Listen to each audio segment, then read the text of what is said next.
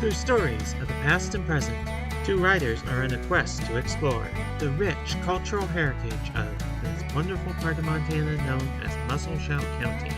This is Meanderings Along the Musselshell. My name is Grandmother Sage. And I'm Buck Barclay, reporter extraordinaire.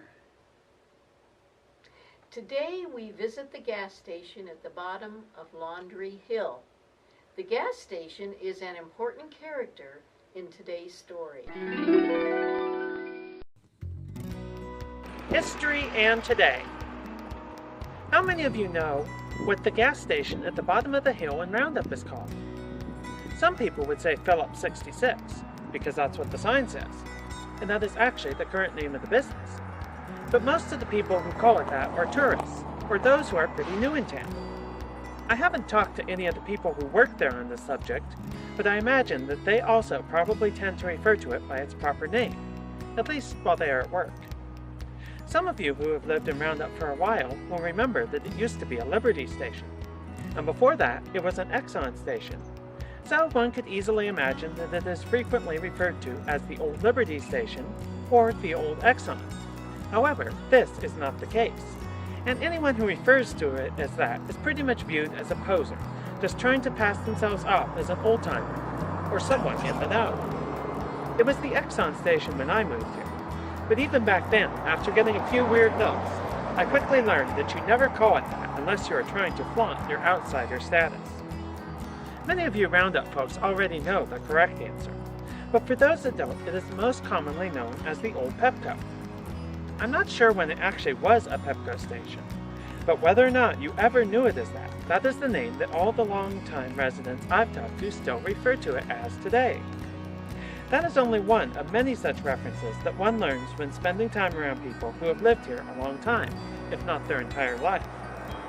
If one were to dig through old newspaper archives, or do research at the courthouse or the museum, one could undoubtedly find information on what businesses used to be in a certain location, or who used to live in a particular house.